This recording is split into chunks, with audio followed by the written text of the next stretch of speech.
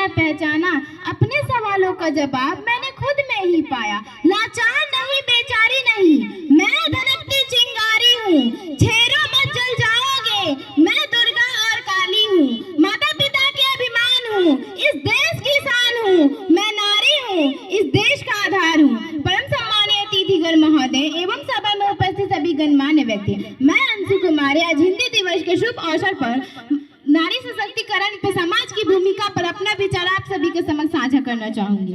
सर्वप्रथम आप यही सोच रहे होंगे कि नारी सशक्तिकरण का अर्थ क्या है, तो मैं बता दूं, नारी सशक्तिकरण का अर्थ है महिलाओं को बिना किसी भेदभाव के जीवन के प्रत्येक क्षेत्र में स्वतंत्र पूर्वक किया गया कार्य ही नारी सशक्तिकरण कहलाता है।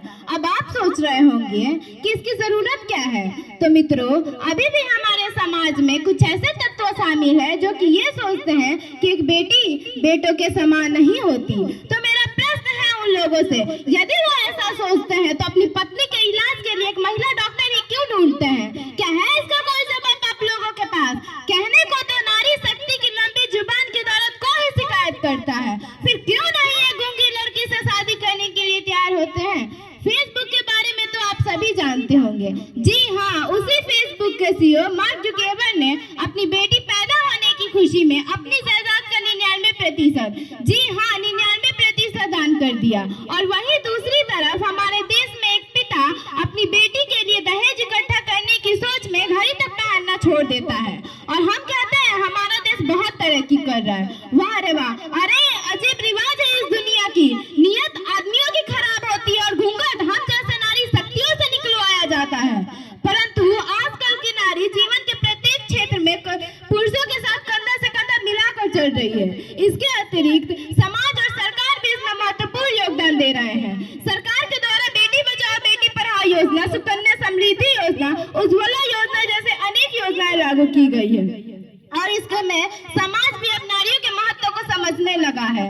अरे सुना है परिवार की जिम्मेदारियों का बोझ बढ़ा तो ऑटो रिक्शा ट्रेन तक चलाने लगी है नारियां, और साहस के साथ आसमान भेद कर अंतरिक्ष जा पहुंची है नारियां। अरे आप नहीं तो क्या, यहाँ तक कि वायुयान तक चलाने लगी है नारियां, और कितने उदाहरण ढूंढ कर लाओ, हर शक्ति क्षेत्र आजमाने लगी है नारियां। अरे आजकल तो वीर जवानों की शहादत को कंधा देकर शमशान घाट तक जाने लगी है नारियां। हमारे देश में कल्पना चावला और किरण बेदी जैसी महान महिलाएं नहीं होती तो इस देश का नाम रोशन कौन करता? क्या है इसका कोई जवाब आप लोगों के पास? मैं बेटी हूँ, मैं नारी हूँ, मैं सीता और मैं ही द्रौपदी हूँ, पर पुरुषों की इस दुनिया ने मुझे कैसे नियति दिखलाई, कभी हार गए जुए में तो कभी अग्नि परीक्षा दिलवाई।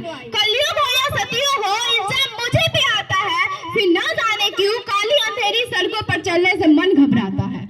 मैं डरती हूँ, मैं मरती हूँ, न जाने ये कैसी साया है, न जाने ये कैसी आहट है। फिर उन अंधेरी रातों में दो बाहों ने मुझे खींच लिया, एक ने मुंह पे हाथ रखा तो दूसरे ने आंचल खींच लिया। फिर मर्यादा के सारी सीमाओं को तार तार कर डाला, फिर उन्हीं अंधेरी सड़कों पर मुझे तरफता छोड़ दिया। सबने तस्वीरें खींची, जी हाँ सबने तस्वीरें खींची, कोई मदद को आगे ना आया।